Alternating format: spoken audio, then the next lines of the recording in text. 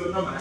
Although kung iisipin mo, ang mainframe naman, lalo pag RC, is hindi masyadong critical sa wind. Maisipin nyo yung lakas ng earthquake with wind. Okay, pero kailangan din natin sumunod dyan, kailangan talaga natin subjected to wind and seismic analysis ang mainframe kasi nga, nire-require siya ng code. Okay, nire-require ng code. Pero technically, kaya ang nangyayari dyan, kapag nag-design tayo using software, palaging over-design.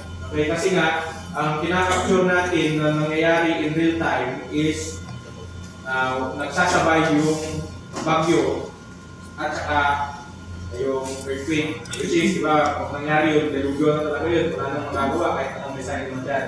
Okay, pero sabi ko nga, required by the NSCP code, backed by the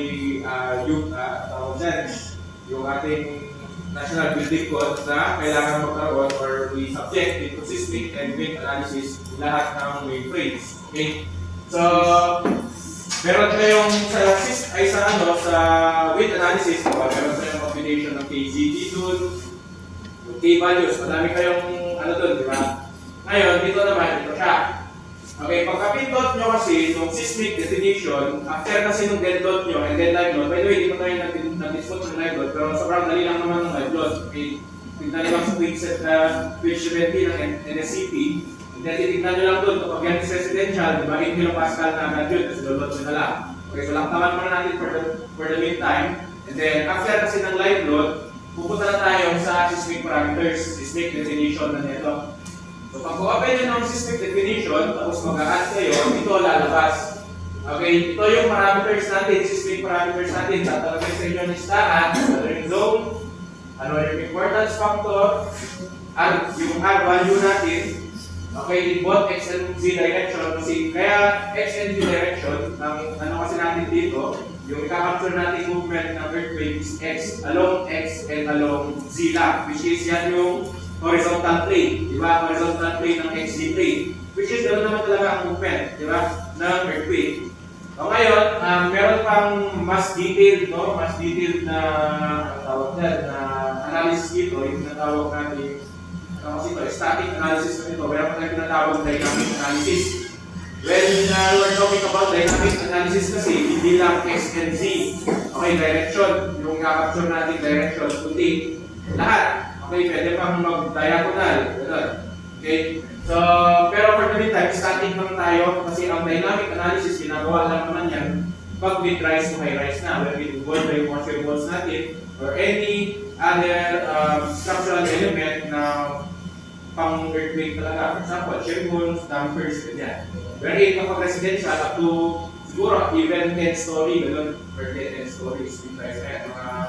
Up until 4-story lang na, kasi 5-story, require pa na ng elevator. Ang elevator kasi, yung elevator shaft, most of the time, gawa yun sa shear wall. Okay, so ibig sabihin, mga 5 na kailangan mo ng dynamic analysis. Okay? And then, soil profile type, itong soil profile type, dapat, pag nag-umpisa kasi, or yung preliminaries, no, ng pag-design, ang isa sa mga nauugunan talaga dyan is the soil investigation. Okay, gagawin niya ni technical engineer. Okay, so supposedly, bago ka mag-design, meron na to.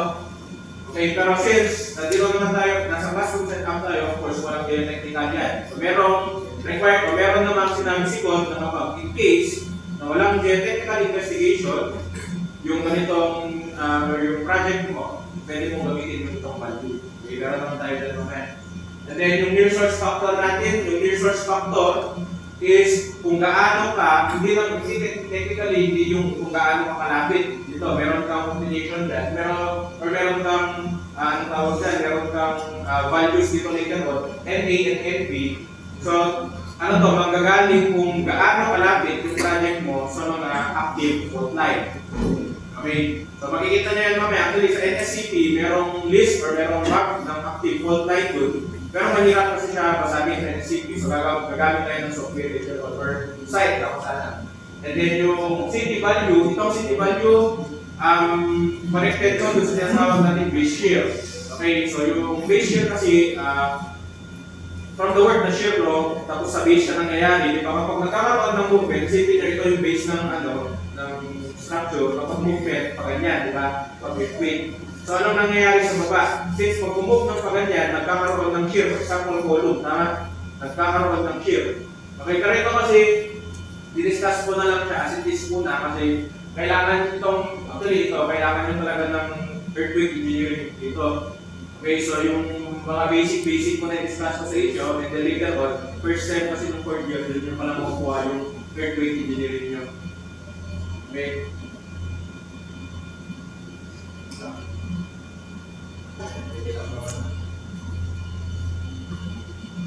Value, yun nga sabi ko kanina, meron, makikita nyo rin yan by direct, may value agad yan sa NCP, tapos yung period in X and Z direction, ito yung tinatawag natin structural period.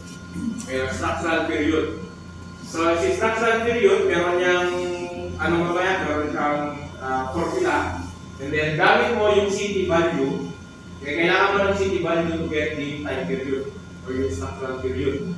Okay? So ito yung ano nyo muna, ito yung kumbaga i-fill up nyo bago kayo magkaroon or bago nyo i-subject to seismic analysis yung structure nyo. Okay, so isa-isip natin kung saan natin kukuhaan yan. Okay, so let's start with yung zone. Diba yun yung pinakauna. Si zone, madali lang naman to. Dalawa lang yung ano natin dito. Okay, dalawang value lang kailangan natin dito. It's either 0.4 or 0.2. Okay, madali lang tandaan to kasi yung zone 4 natin or yung tinatawag natin high seismic hazard, yan lahat. Okay, yung parte ng Pilipinas, maliban sa Palawan, Tawi-Tawi, and Sulu. Okay, so ibig sabihin yan, high seismic hazard, ibig sabihin kapag nagkaroon ng earthquake, malalakas yung possible na magnitude. Okay, so high seismic hazard. Dito kasi malayo siya sa mga fault line. Pag makita nyo ito mamaya, pakita ko sa inyo yung gagamitin natin sign ito. Makikita nyo ang daming active fault line dito sa zone 4 natin. Okay, di ba? Kung alam nyo, in-expect natin ngayon yung the big one. Okay, so sobrang laki yung fault line yun. Actually, dito sa Cagayan, meron din tayong active fault line. Makikita nyo ito mamaya. Okay, so and then yung zone 2 naman, moderate seismic hazard. Okay, so ito lang yung andyan naman na kapag nasa Palawan,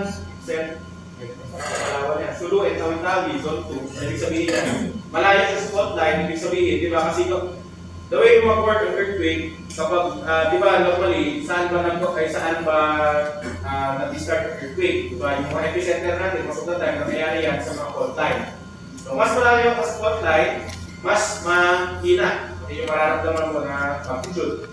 Okay, so that's why sinalagyan na to, kung ito yung naka-zone 2 sa atin, then ito yung zone 4 kasi ito ang daming fault line. Pero based nung pinuntahan namin na conference, no, yung bago lang ng ASEP, ito yung, again, yung ASEP, sila yung author ng NSCP, ay kung tama yung pag-aalala ko, tatanggalin na nila ang zone 2, so zone 4 nila ang buong Pilipinas. Okay, kung tama yung pag-aalala ko. Okay, so dalawa lang yan, and then medyo madali siyang tandaan kasi kapag zone 4.4, zone 3.2. Okay, yun yung ilalagay na dyan. And then dito, makikita nyo sa page 240. So if i-send ko naman sa inyo ito, ilagay ko sa notes niya kung anong page. By the way, yung page na to, hindi yung mismong page ng NSCP. Ano to yung sa PDF. Okay, search nyo lang dito. Yung page 240, later on po. Ayan siya, nakalagay dito. Zone 2. 0.2, zone 4 nila. Okay? And then habang andito na tayo, ay discuss ko na rin to. Okay? Kasi walang part ko na dun sa discussion na mamaya. So meron tayong seismic, tinatawag na seismic source line. Okay, pwede nyo itong i-take as yung, meron din counterpart ko sa analysis, para nakalimutan ko na. Anyway, discuss ko na lang to. So, meron tayong different type ng seismic source. Meron tayong A, B, and C. So, meron din yung description niya dito. Then, nakalagay dito, faults that are capable of producing large continuous defense that have a high rate of seismic activity. Okay, for example, sa Cagayan, search nyo na lang, simple Google will solve or will answer. Ano yung pinakamalakas na nangyaring earthquake dito sa Cagayan? Okay, let's say for example, Anong ganitong year, 5.4. Or let's say, ano na, between 7 and 8.4. Let's say 8. Magnitude 8, yung pinakamalakas na nangyari sa Cagayan. Let's say, nasa Cagayan yung project nyo. Pati yung seismic source type ng project nyo will be A. Okay, classify siya as A. Now, for B naman, all faults other than type A and C. So, ibig sabihin nito, kapag yung location naman ng ng project mo is sa buong history ng location na yun is between 6.5 and 7 lang yung magnitude. Okay, na earthquake. So, we can classify it as seismic source type B. And then, lastly, yung C. Faults that are not capable of producing large magnitude earthquakes. Okay, or less than 6.5 magnitude yung pinakamalakas niya na. Okay, na na-induce yung fault type na yan. Pwede mong i-classify yan as seismic source type C. Okay? So, ano naman to? Dun sa may parameters na pinakita ko kanina, wala siyang papel doon, pero ito kailangan kasi dito to. Okay, as we go to seismic analysis natin.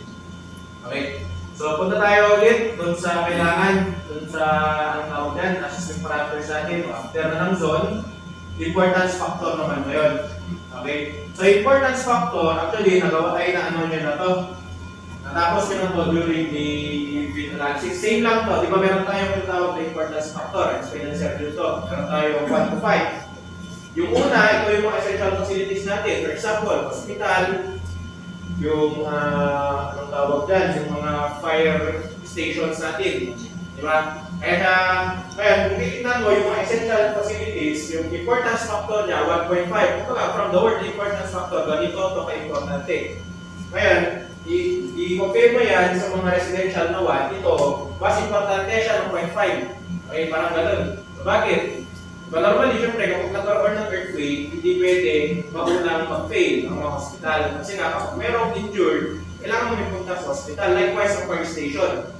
Okay, ang mga bumbero guys, ang scope ng trabaho nila yan, hindi lang talaga magpapula ng apoy. Ang mga bumbero, ang lawak ng scope ng trabaho nila yan. Even yung everyday na, for example, naipip yung ulo mo sa bintana. Okay, trabaho niyan yung rescue dapat yan is bumbero. Alam nyo yan. Even yung mga traffic na nasiraan ka sa daan. Okay, pwede kayong magpatulong dyan through yung BFP natin. Hindi lang fully for fire protection yung trabaho ni bumbero. Okay? So that's why isa yan sa mga essential structure kasi sila yung unang-unang nag-responde kapag nagkakaroon ng earthquake. Hindi naman police yun eh. Ang police more on the sa peace and order. Okay? And then pag hazardous facilities naman, ito yung mga building or mga basta yung may mga chemicals na kapag spill, pwedeng mag-cause ng chemical hazard. Okay? So, yung mga pagawaan ng chemical, for example, okay, kasali siya sa hazardous facilities. And then next, special occupancy categories. So, ano ba yung mga mag-fall dito? Educational buildings such as museum, buildings used for college, mental hospital. Sa mental hospital, di ka naman pupunta dyan. Kung nagkadaling pa ako sa earthquake, di ka naman dadala sa mental hospital. Dito siya sa special occupancy. Kumbaga, yung other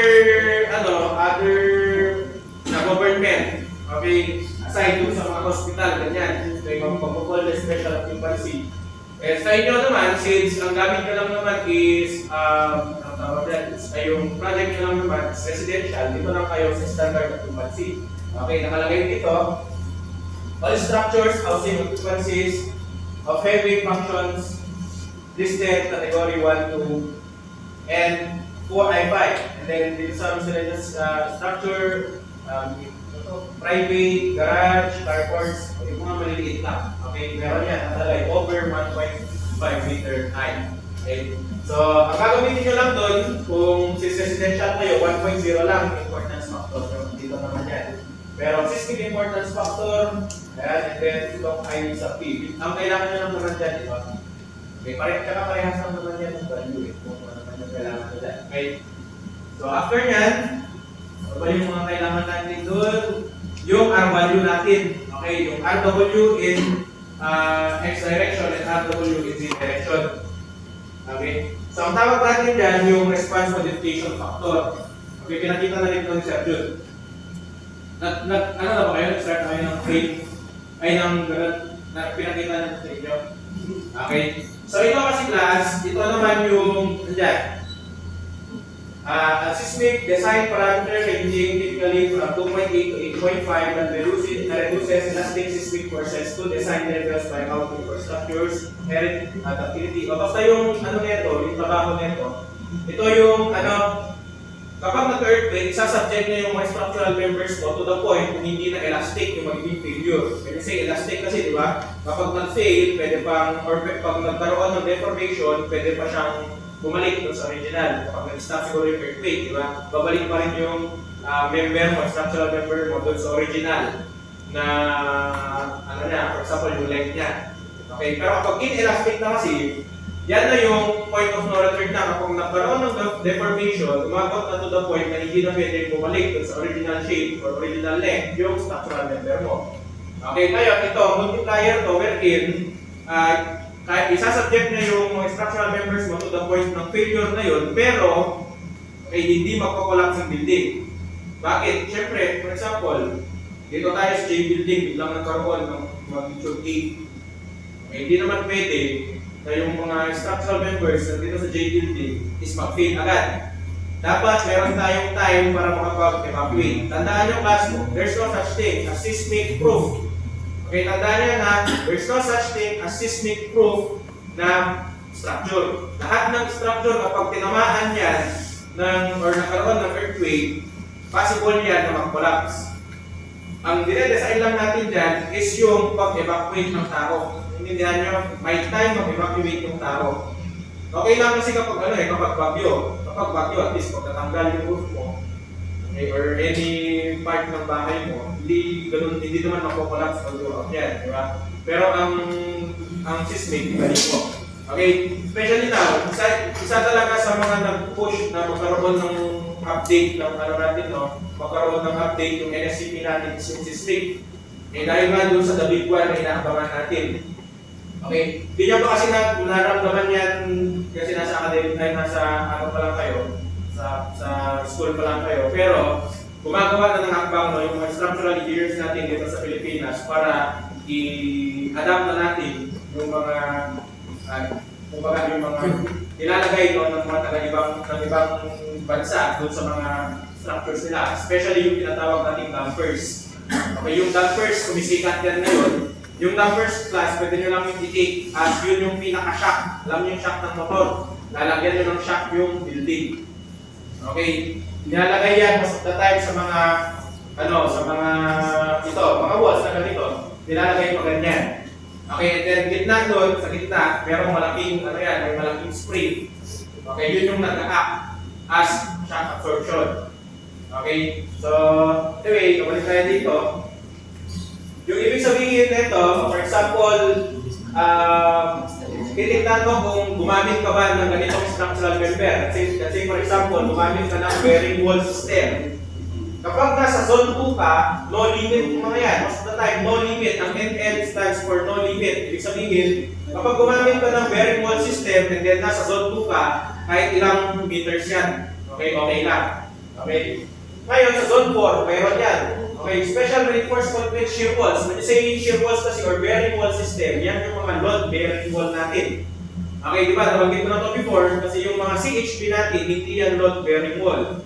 Okay, yung pinaka-function lang talaga ng mga yan is for privacy. Wala talagang structural capability yan. Okay, actually, ang ginagawa ng CHP, nagpapabigat ng yan ng structure natin, pero hindi naman pwedeng i-open mo lang yan, di ba? Ang load bearing wall, purong buhos yan. Okay, purong buhos, ibig sabihin, may structural capability siya. Kaya tinawag na load bearing wall, nagbubuhat ng load sa wall. Okay? Ngayon, kapag nasa zone 4 ka, andyan, zone 2 ito, zone 4. Kapag nasa zone 4 ka, ang limit mo is 50 meters lang sa shear wall. Ayan 8 meters yan. System limitation and building height limitation by seismic zone. Okay? 50 meters, hindi pwede na mag-pass. Okay, sa zone 2, no limit. Ngayon, hindi naman yan yung problema na yung inanap natin. Okay, the time na ginagamit natin. Most of the time na ginagamit natin dito kapag RC, moment resisting frame system, moment resisting frame systems. Okay, yung ginagamit natin, especially yung special reinforced concrete frame. Bakit yan yung ginagamit natin? Kasi both Zone 2 and Zone 4 wala siyang limit. Okay, dito palang NB naman, not permitted. Ibig sabihin, bawal talaga kapag nasa Zone 4 ka. For example, ito, intermediate reinforced concrete moment frames. Kapag nasa Zone 4 yung project mo, hindi pwede, not permitted siya. Okay, pero ang gagamitin lang naman natin dyan is ito, yung R value ng special reinforced concrete moment frame which is 80.5. Okay, yan. The next, ano pa yung kailangan natin i-define dito? Yung RW in X and Z direction, parehas lang yan. Okay, so 8.5 in both direction. So next, yung soil profile. By the way, yung R value kasi na yan, natandaan nyo to, babalikan nyo to for step. Okay, kailangan nyo yan, solving the phase shear. Okay, at ito yung A. Tapos ito yung time period, sinasabi ko na T. Meron yung formula yan. Ito na later na yan. Pinakita ko lang ito kasi nga, ang gagawin kasi ni Stahat, siya na bahala mag-compute ng mga phase shear. Okay, hindi mo na kailangan i-manual. So, pinapasok mo na lang kung ano yung R value, ano yung T, and then bahala si Stahat. Okay, so pero later on, magmamano-mano kayo mag-compute dyan. Okay, next is yung soil profile type. Okay, so sabi ko nga kanina, ang soil profile type, supposedly, kapag sa actual kasi, meron ka na talagang agad-agad yan.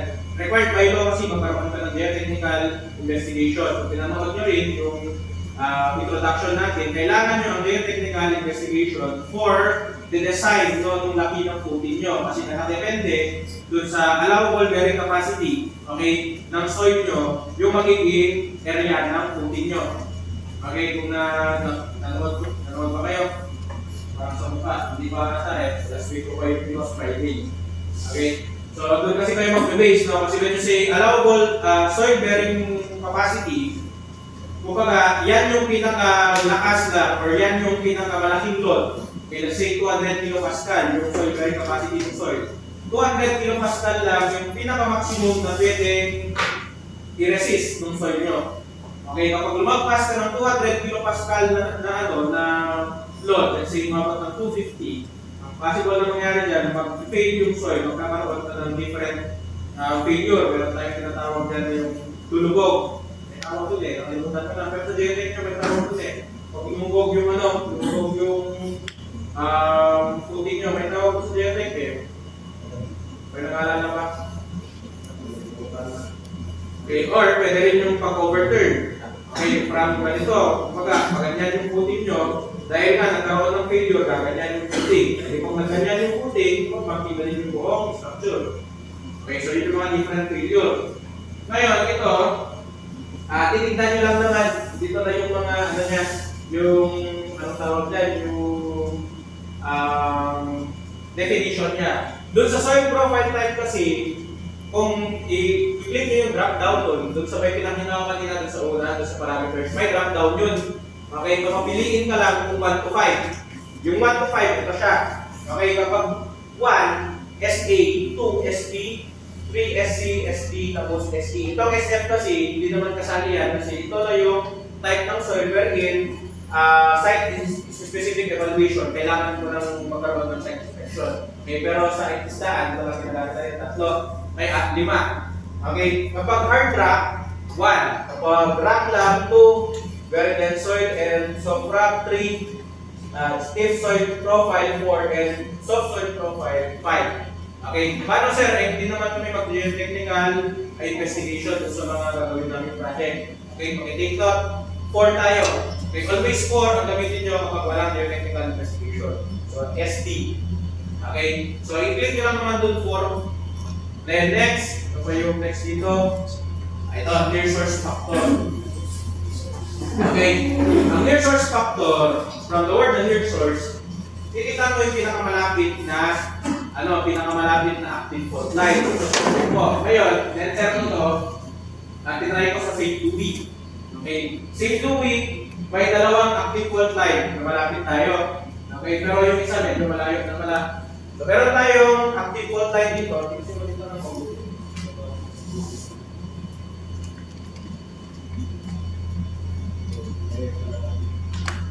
Okay, so dalawa yan. Kung makita nyo, dalawang blue. Ito, may isa dito, which is 76 or 79 meters na yan. And then meron isa dito, which is 26 kilometers yan. Ibig sabihin, yung pinakamalapit sa ating active fault line is 26 kilometers. Okay, dyan na ngayon mag-base kung anong ilalagay mo. Kasi yung near source factor, di ba dalawa yun? NA and NB. Okay? So, dito mo yun makikita. Let's say for example, say 2B, di ba? 26 kilometers yung pinakamalapit na active fault line. So, ibig sabihin, less than 10 kilometers, or greater than 10 kilometers na yun. Okay? So, ito pala, yung seismic source type, kailangan pa rin. Yung seismic source type, di ba, nabanggit na pa yung ABC. O yung, for example, ang nilagay mo lang dyan is residential kasi is type B lang. Or, depende pa yan, kung ano yung pinakamalaki. Let's say, type A, yung seismic source type ng project nyo. Iset nyo na lang as type A. Kasi hindi ko rin alam kung ano yung pinakamalakas na tumamak na earthquake sa Cagayan. Pwede nyo naman iset as type A. Kasi lalo na ngayon, sobrang lalakas na ng mga earthquakes. So, source type A tayo, and then yung say 2B, kasi ano yung project nyo, greater than 10 kilometers, yung layo ng active fault line, 26 kilometers siya. So, gagamitin mo, NA is 1.0. Okay? And then, dito naman yung sa NB, dito rin, greater than 10 kilometers, 1.2 naman yung gagamitin mo for your NB. Okay? Ngayon, sir, paano yung pinakamalapit na fault line is pinagitnaan, let's say 7 kilometers. Saan ko siya ilalagay? Merong for 5 kilometers, meron yung pang 10 kilometers in between. Okay, yung tingnan nyo kasi ito. Itong nasa first column, less than 2 km siya. Okay, ito naman less than 5 km. Ibig sabihin, in between 2 and 5 is dito na siya mapasok. Tama? Okay, and then dito naman, greater than 10 km na siya bigla.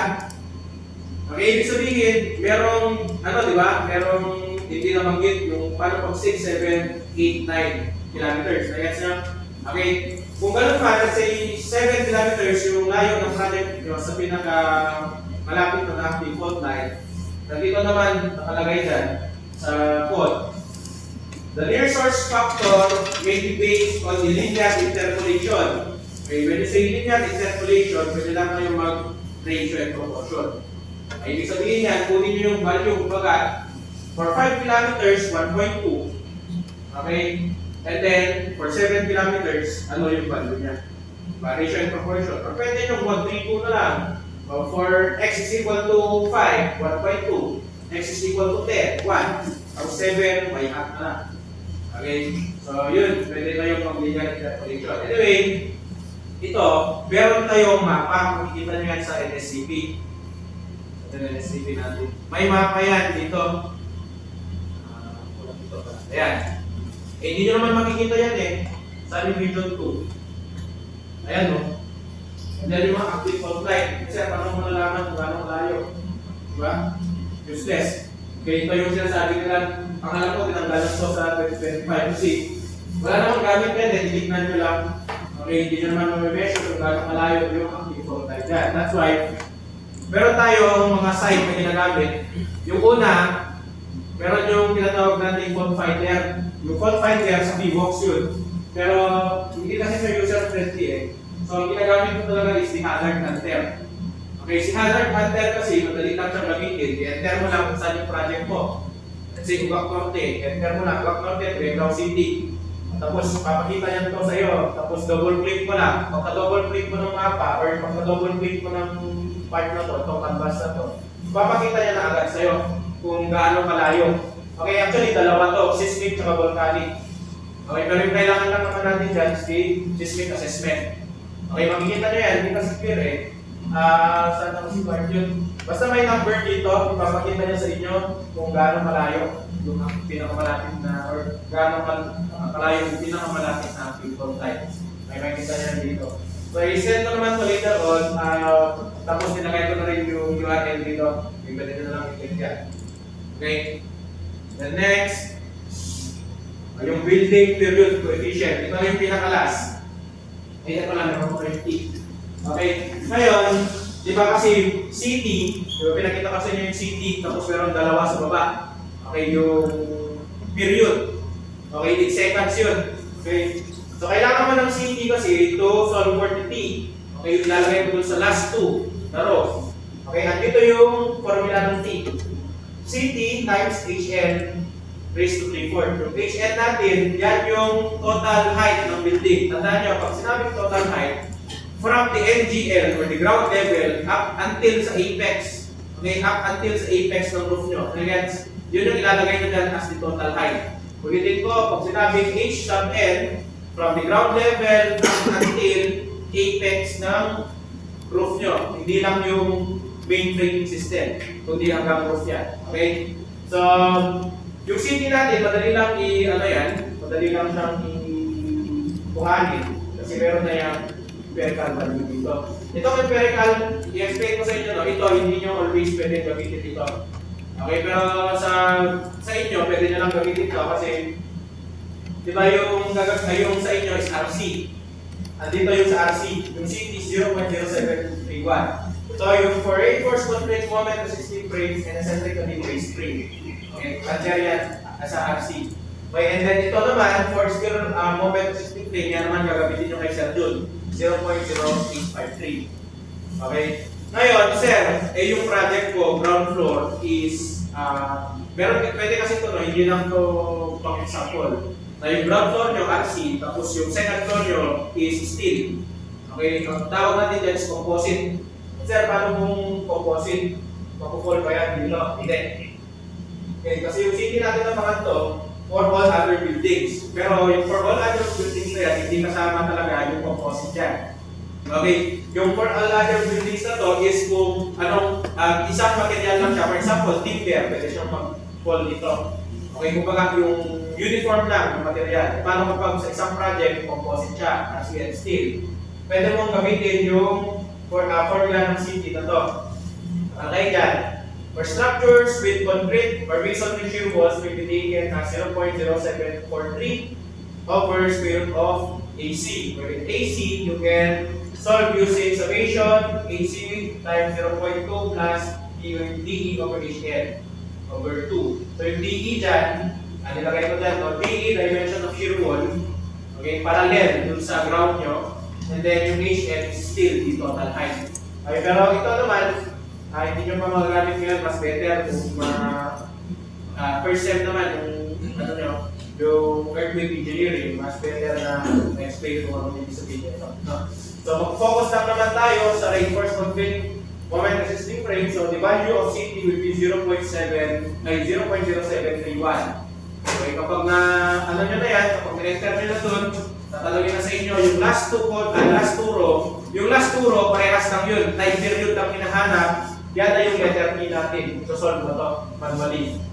Okay, so ang gagamitin nyo dyan is approximate height, 5 decimal place kapag i-enter nyo yung time period. By the way, by classification, yung mga time period natin, hindi lang yan basta-basta. Kapag yung time period ng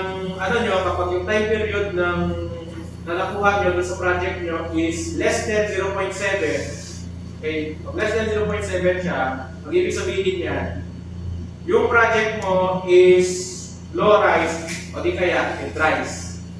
Okay? So kapag greater than 0.7 yung nakuha mong time period, automatically high rise yan. So ano ba yung ibig sabihin ng time period?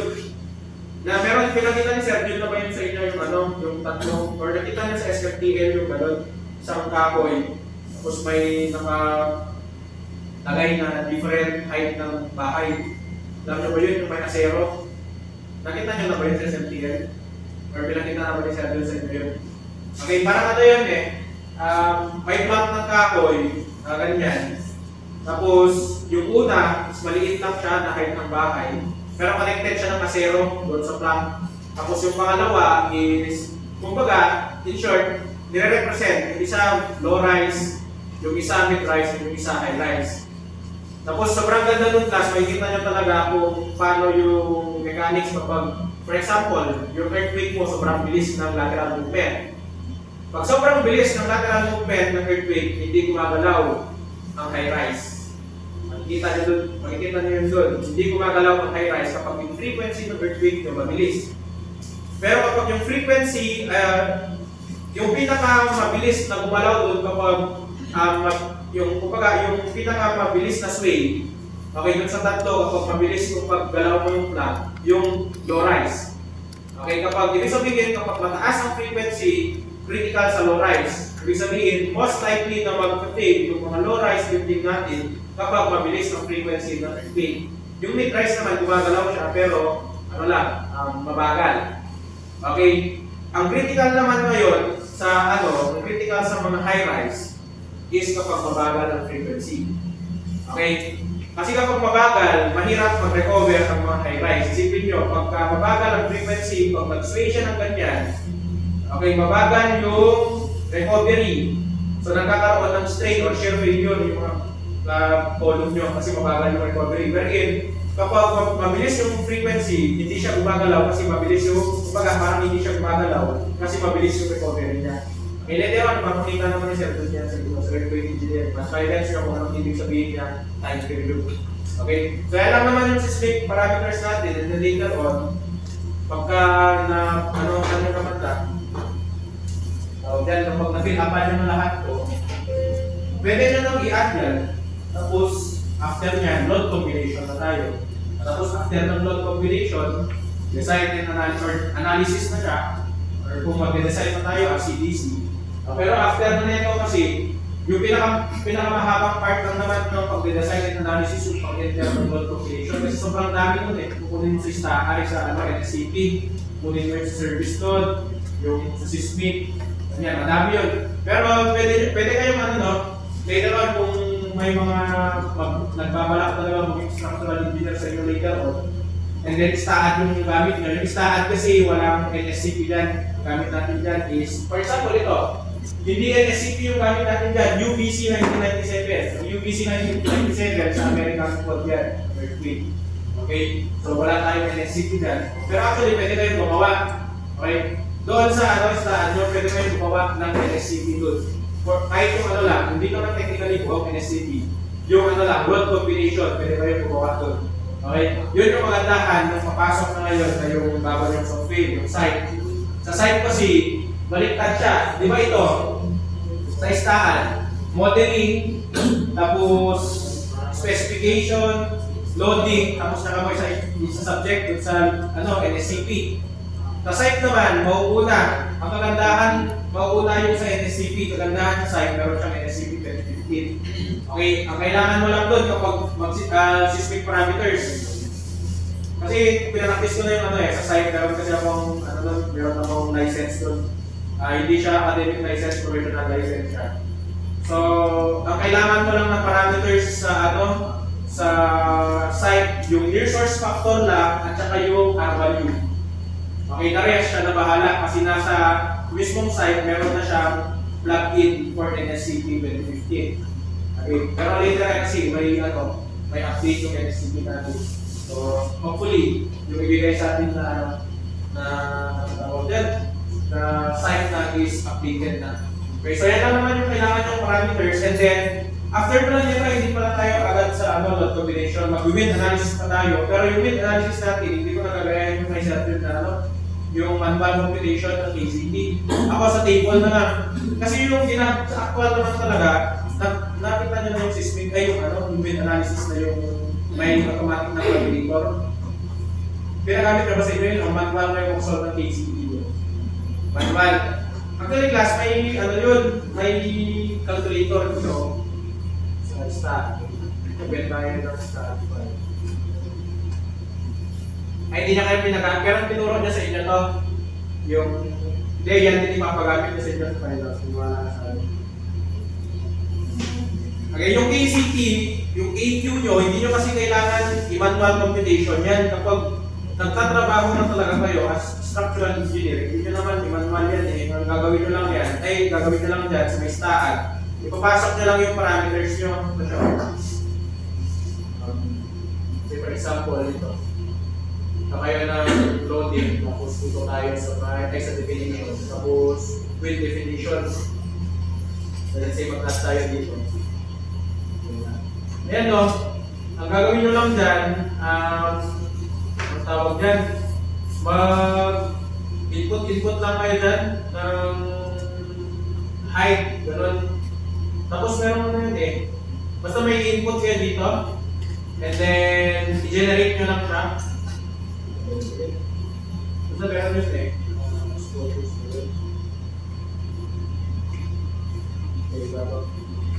Basta ito yun, tayo mismo yung ano niya. May mga input lang kayo dito, tapos i-generate nyo na siya. Pagka-generate nyo, meron kami yung AQ value level.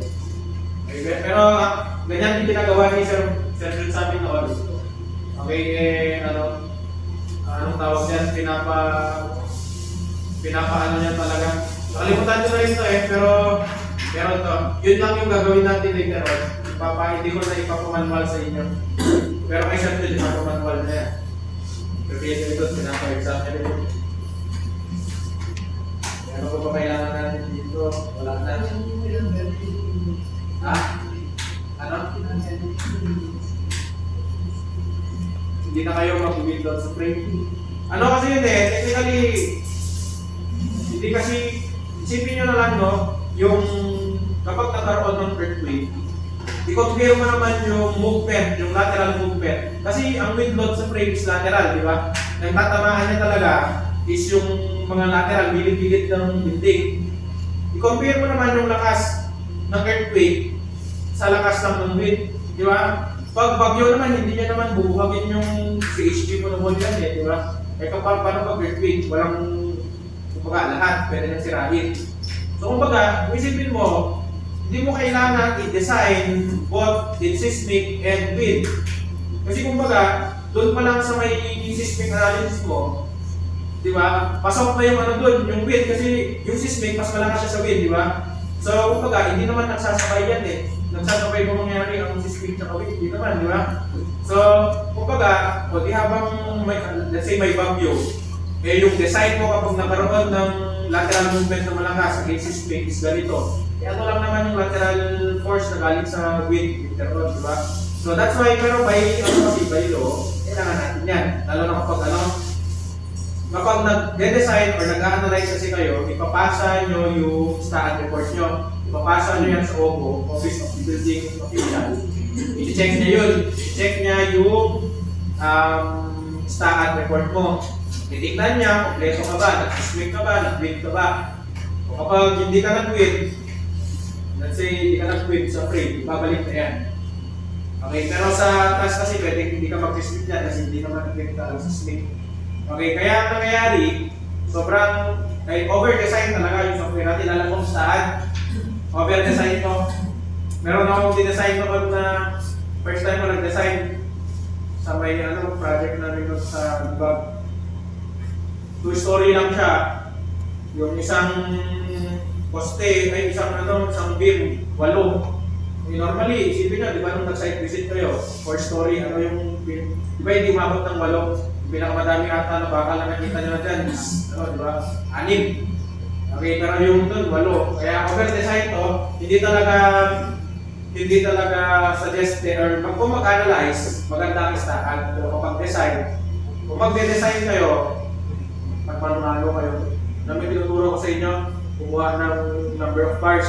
Tapos ito yung ano naman yung laki ng column or beams, ibibigay na sa inyo ni architect yan, di ba? Kasi yan si architect magsiset kung ano yung gusto niyang ganun. Gusto niyang tawag yan, dimension. O di pwede mo nang kuhanin yung number of bars. Mas maganda magpanumano kayo. Even Sir Prase, ginagawa lang yan. For example, kung project ay may project siya, isa-subject niya in structural analysis, kunin niya yung pinakamalaking moment doon sa sa structure. So pinakamalaking moment, yun na yung magiging design lahat ng beams. Di ba yun yung ginagawa natin ito pag mano-mano? Kunin mo yung MU, and then MU over P is equal to MN. Doon sa MN, pwede mo kuhanin doon yung AST. Tama. Ayun yung gagamitin yung number of bars. Okay? Pero ngayon kasi, even design, kailangan mo na ito. Kailangan mo nung STAAD report. That's why maganda yung sayang kung first year na lang sana yung site, sobrang ganda ng class. Dito sa inyo. Maganda rin sana yun na i-practice natin. Isa pa lang kasi gumagamit ng site dito, si Sir Shelby Nakilano, dating prof din dito. Kaya site buo yung ginagamit. Basta ang ganda ng software na yun, kung yun yung gagamitin niyo sa first sem, makikita na. Okay, so yan lang naman yung ingredient yung discussion natin sa tawag dyan, sa SISMIC. Yung mga ganitong class, tandaan nyo yung mga laboratory natin, especially yung mga pagtuturuan ng software, huwag nyo kalimutan nyo, huwag nyo i-take lang to na alam lang yan, kasi importante lecture. Tandaan nyo, kung dating nyo sa trabaho, mas ito yung kailangan nyo kasi dahil sa nire-lecture sa inyo. Okay, yung, for example, nasa DP kayo, nasa planning. Sa planning, kailangan marunong pa mag-autopad. Diba? Eh, nakalimutan nyo mag-autopad. Okay, pag nasa design kayo, kailangan nyo listahan kasi sa DP, listahan gamit nila. Okay, nagigets nyo yung point ko. Kailangan nyo to skills. Pag sa board exam, lecture. Pag sa trabaho, skills ang kailangan. Okay, which is ito, lalo na Excel. Lalo na Excel, habang maaga pa. Kasi wala kayong ginagawa. Yung Excel, i-practice training nyo yun. Yung Excel, walang office. Okay, even yung mga private, mga lalaking corporation, Excel ang gamit. Always may part ng Excel sa program nila. Okay, so aralin nyo yung Excel, parang ganun. I-build nyo yung tsaka as early as now, kung meron kayong means naman, may nakita kayong training ng structures, mag-join kayo. Okay, later ilang taon na lang, pagka kayo. Hindi nyo naman kailangan agad-agad tutunan yun. Ang babayaran nyo lang doon kasi kapag mag-training kayo, for example, sa structures, tapos listahan, for example, bibigyan kayo ng lifetime access naman doon sa video. Okay, yun yung binabayaran nyo doon yung nga lang may kamahalan. 5K, 4K euro registration. Pero worth it yun na pag i-invest nyo yung nag-i-invest kayo sa skills. Parang ganun. Okay. So ito yung, anyway, yung discussion ko, as well as tawag doon, keep lang. Dito sa later on dun sa career nyo. Wala na pa tayo pag-uusapan dito. Ito, next meeting na. Ano po ba? Ito yung pag-uusapan nyo. April 4. Wala na. Yung ano na lang. Yung mga bagong dating, wala pa